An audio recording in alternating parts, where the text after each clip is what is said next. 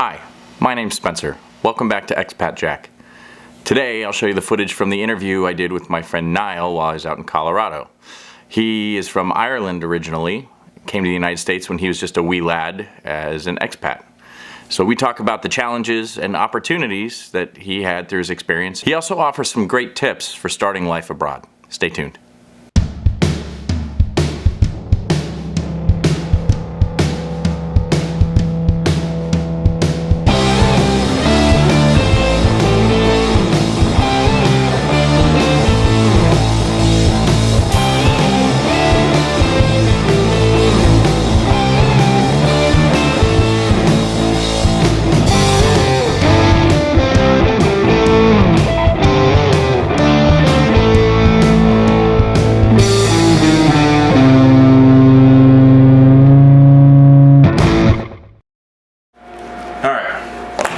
So what was it like growing up? Are you recording? Oh, these are both been recording the whole time. I'll just cut it out later. Okay. Yeah. So what was it like growing up in Ireland? So growing up in Ireland was pretty fun, dude. And it's kind of, what's interesting is like I just got back on Facebook about 8 months ago after being off there for like 10 years. Yeah. So I'm catching up with like buddies from school and stuff. I know, I saw one of them spelled tires wrong and you responded spelling tires wrong as well with a Y. But I spelled it both ways. And that's like a lot of stuff I post on there. Like I have to post Celsius and Fahrenheit. Yeah, so it's kind of like, oh my gosh, I'll go down for a bit. So, but like my mom is finding a bunch of pictures from growing up. Yeah. And like just one on the street where there's like about 30 kids just sitting down on a wall. Oh, I saw that one. Yeah, that's right. And then like the sports field games that we'd have like up in the field, what we call. So like a big green area, and we do like, you know, summer sports events. So you guys are just free to roam town and do like whatever you want? We'd be gone, like, you know, especially during the summer. It's like you're gone all day, come back for some food, and then you're gone again. That sounded like my summers growing up. Yeah, a lot of the same. Different era, you know, it's like, of course. You know, you have what you call free range parenting. Yeah, it's like don't come back inside till lunch or dinner's ready. Yeah, for sure. And it's like what I like now is, you know, if I get home in the summers with the little one, we go down to Kerry down on the west coast where we have a little vacation spot. Yeah. This dog is so funny. He's crazy. So, but what's great there is like all the kids, because it's like so isolated away from the city. Yeah. We just give the kids breakfast and they're gone all day. Oh, that's awesome. So that's great. My little one loves it down there, you know, with all her cousins and stuff. That's awesome. You know, we just get into a lot of like silly adventurous stuff that like, you know, if you did that over here, you know, we did stuff called garden hopping. Yeah. Oh, I know. So yeah, for sure. We'd start out in the street in the backyards, and we'd have to go all the way to the top. Yeah. You do that here, no, you get shot in someone's backyard. Right. That's true. You know, it brings a different element into it. And this is Moose. The new Moose wants to be in the video too. He's cool. Like trying to be a star. Yeah. Say hi, Moose. We got Moose from Indianapolis on the 1st of January, so that's awesome. He's our new family member, and he's full of piss and vinegar. Yeah, you can tell. That's awesome. So now, as far as like after high school and stuff, like when did you were in the Irish Army or the reserves? Yeah, I was in. How old were you then? So I got in when I was 16. You're not supposed to, but I did. Yeah. So I just had a friend like doctor some paperwork and got me in a little early. Oh yeah, that's good. So I was artillery there, and then so I was 16 when I joined, and then I did 6 years with them. Artillery. Yeah. And you know, when I graduated from, you know, the equivalent of high school, it was they asked for volunteers. That's kind of when I did that Braveheart thing. Yeah. Oh yeah, that's right. Yeah. So you were 16 or 17? When I was in Braveheart, probably about 17 in Braveheart. And you were an extra in Braveheart. Yeah, I was an extra. That's awesome.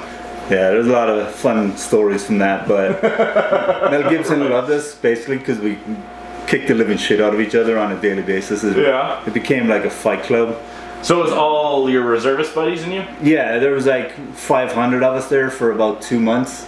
Yeah. And then for like a 2-week period, he brought in an extra 500 for some of the bigger fight scenes. Oh, okay. So, you know, it was a fun experience, but, you know, a lot of hurry up and wait, which kind of prepared me for the army. For the army, you know, getting ready for the next one. Yeah.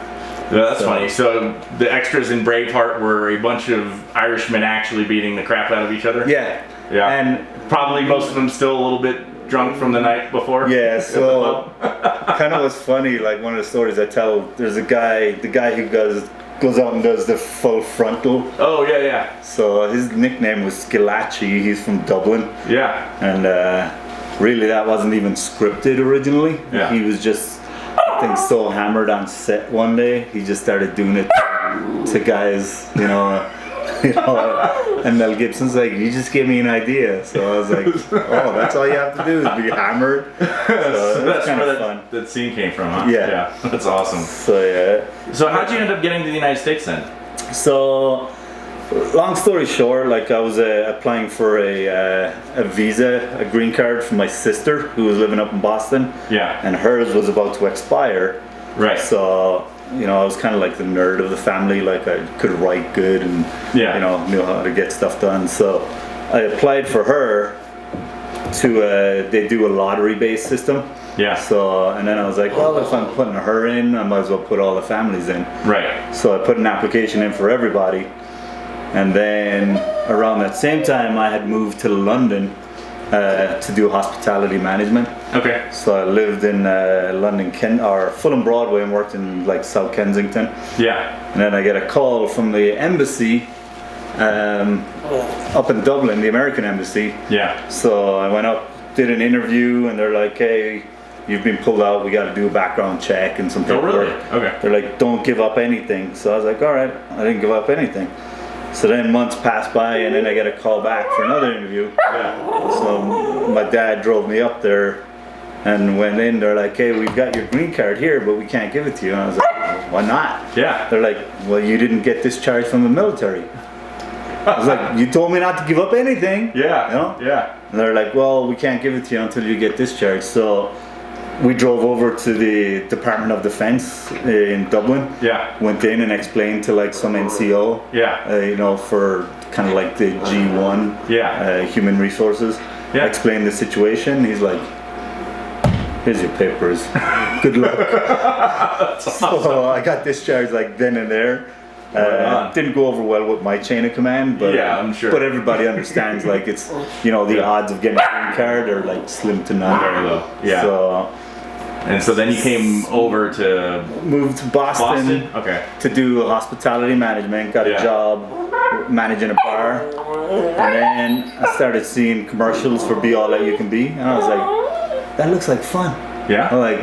So I went in and talked to a recruiter, and I was like, hey man, can I join with a green card? Army guy's like, fuck yeah, you can. So I don't know if you got to beep that out or not, but you know, I made his day. Like some Irish guy coming in with a green card, can I join? Yeah. So needs of the army. Yeah, well, he's like, hey, let me show you videos. So he showed me like the infantry recruiting video. I was like, dude, that looks cool, but I'm not an idiot, dude. Like I want to get a trade, like an apprenticeship. Right. So I guess my scores were good enough. I came in as a 63 hotel, which is like a track vehicle mechanic. Oh, right, okay. And then, so I called home and I told my mom, I was like, hey, I'm joining the army. And she's like, you're what?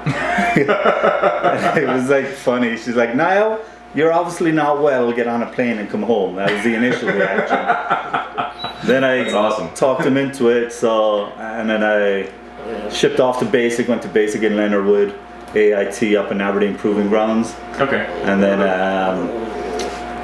I came down on orders for Korea.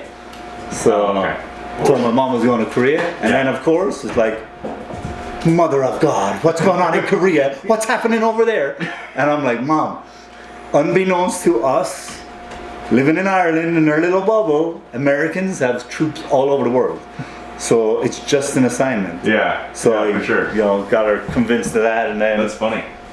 So Worked on the M1 Abrams over there, which is a turbine engine, the same engine that's in the Blackhawks and the Apaches. Yeah. And I loved it. I might be familiar with that engine a little bit. Probably. So I PCS'd to Carson back in 2000. And here in Colorado Springs, yeah. And I ended up working on just trucks and stuff, and I didn't like it. So I told the sergeant major, I was like, hey dude, if I can work on the M1 DS Plus shop, so it's the higher level maintenance, and then if I can re-enlist for aircraft power plant mechanic, I was like, I'll stay in another few years. Yeah. So he gave me a call a week later. He's like, all right, we'll let you go. Oh, cool. So re-enlisted, got stationed in Germany after that, applied for my citizenship, which... So that was what, 3 years, right? Or 5? Yeah, about, see, I joined in 98. So I had been in the States for 2 months. Okay. And July 98 I joined, and then citizenship was in 04, 05. So the citizenship thing was actually a pain because it was around the time we invaded Iraq. Oh, okay, right. So there's a bunch of extra checks and... No, so my paperwork went through, and I get a letter after we're in Iraq saying I missed my interview. Oh, really? And a week later, I get the letter telling me I had the interview. So with the mail, the time of the invasion, it was all messed up. Hey, when you get out and you get VA appointments, that's how it works. Oh, you really? Great. Hey, you missed your VA appointment. What appointment? The next day you get a letter in the mail. Yeah. Like, great. So, by the way, we're cutting your disability. Yeah. Oh, yeah. Thanks for not showing up. Yeah. So I contacted JAG in Germany, explained the situation. They got a hold of the immigration naturalization guys up in Orlando. Yeah. Was it Orlando or Miami? I think it was the Orlando office, but I did it in Miami. Yeah. And then I got a letter about a month later from the INS just saying, hey, we're aware of the situation. Keep this letter, show up whenever you can. That was it. Oh, really? Okay, that's not too bad. So went back to Germany after the deployment, was trying to get back to the States to do my citizenship. Yeah. Commander was like, hey, I need you back in Iraq. And I was like, sir, I need to get to Miami, get my citizenship, Yeah, and then I'll come back to Iraq. So that was a bit of a, head-butting.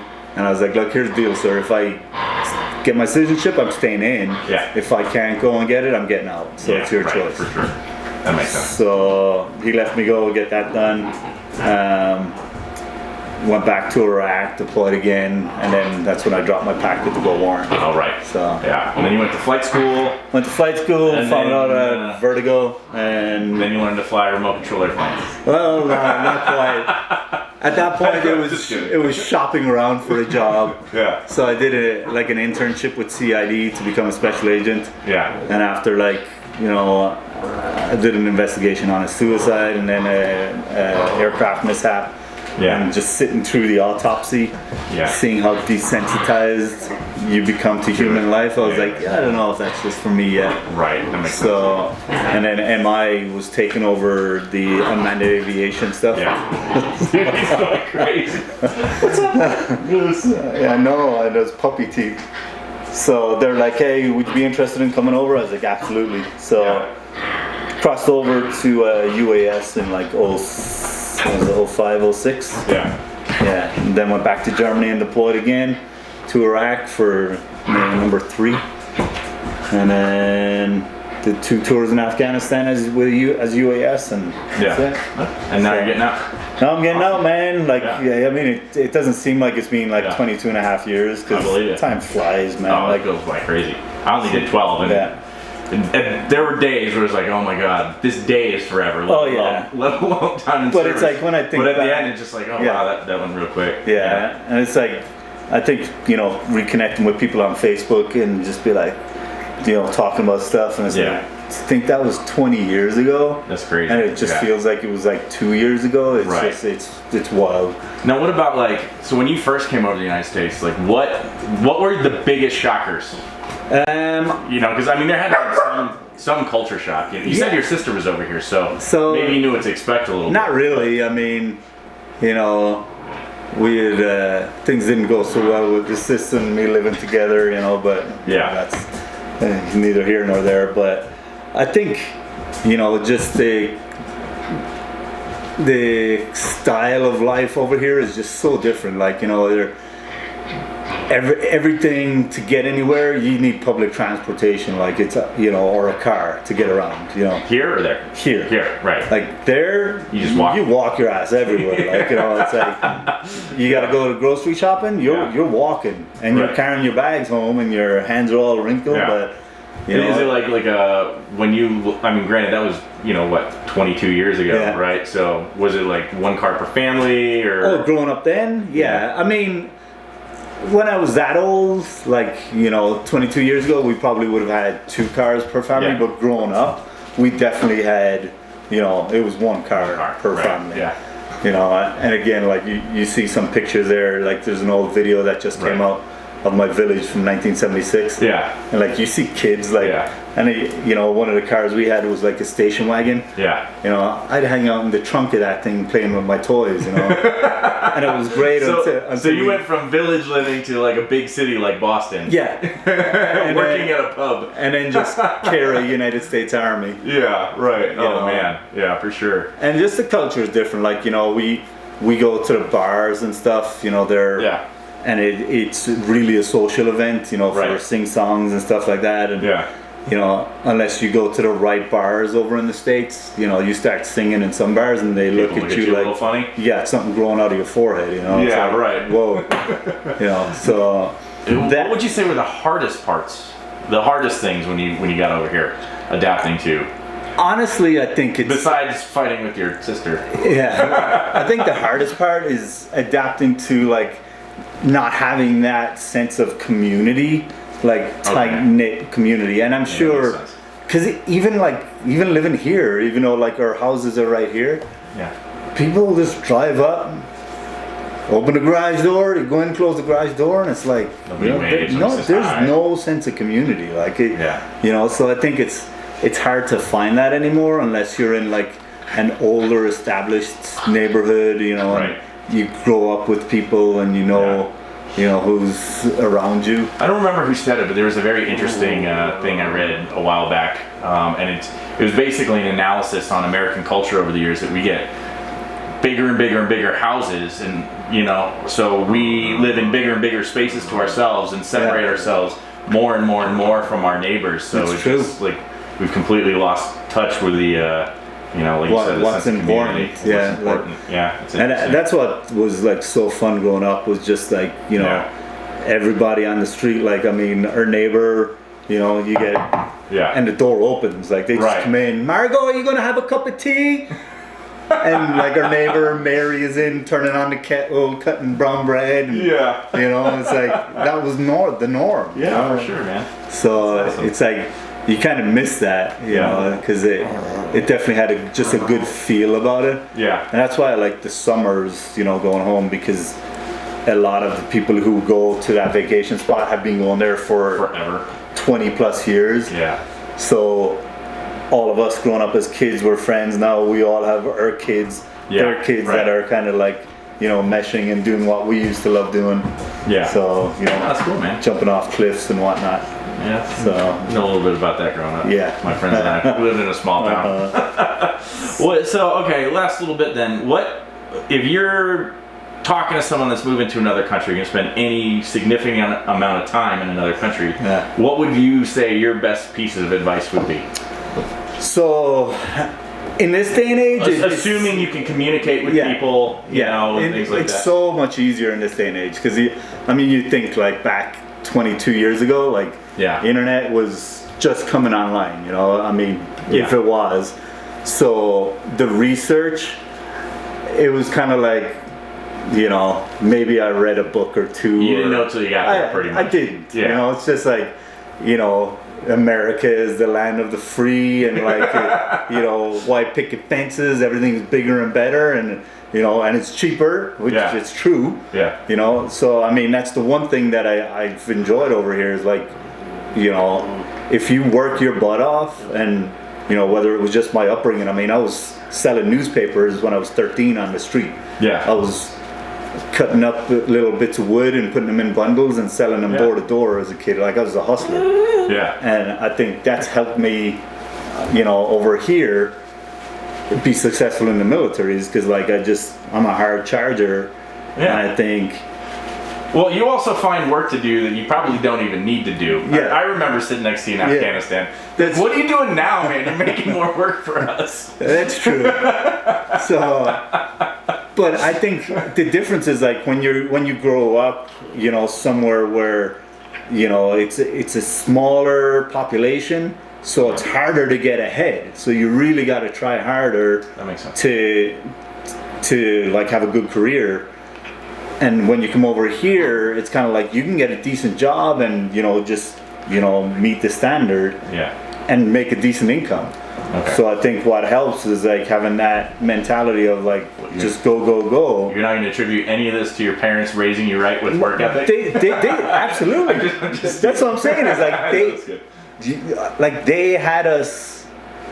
They taught us the value of like, hey, if you want something, you earn it. Work for it. Like the first canoe that I bought for our vacation was from selling newspapers. Oh man! It was about 110 pounds. Yeah. I saw the classified ad on a newspaper, and how much did you make delivering newspapers?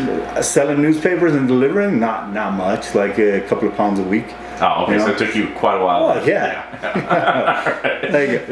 But my dad loved me because like he was into like a lot of tourism trade stuff. Yeah. So like, when a World Cup would come around, like I'd go to all the pubs and I'd sell little dicky bows or bow ties with like Irish stuff on them. Oh, that's cool. So, I was just pretty good at, getting out there and not really caring. That's good. That's awesome, man. Right on. So, yeah. Well, cool. Yeah. Thanks for sharing. Yeah. It's awesome, dude.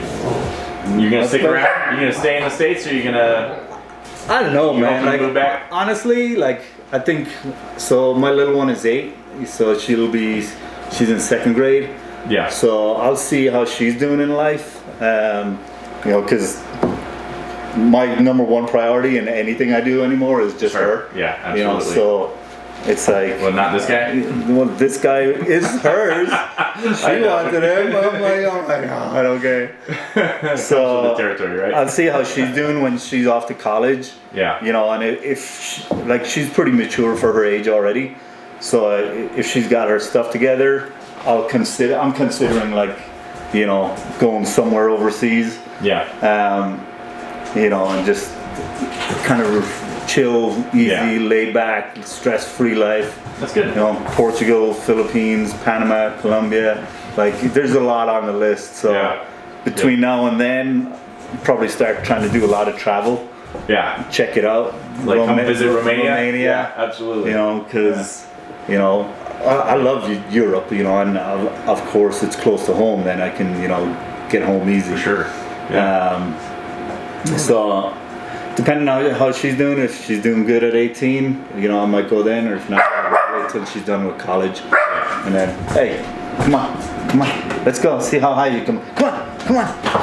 Yeah, got it. Yeah. Well, that's good, man. Good plan. Yeah. We'll see how it all unfolds. Yeah, and looking forward to come visiting you guys in Romania, dude. I think it's awesome that you're like doing stuff like that, because even your first introductory video, I was like, even though I've done it and in the military, like we're used to moving. Yeah. Like it's a big deal when you're moving overseas to a totally different culture. Yeah. So I think with technology that you have now, like knowing what you were doing in Afghanistan, like learning the language, learning how to speak it, immerse yourself in it, and do the research. Because honestly, like I moved to the States on a whim, dude. Like what didn't know what I've been doing for the last 9 months.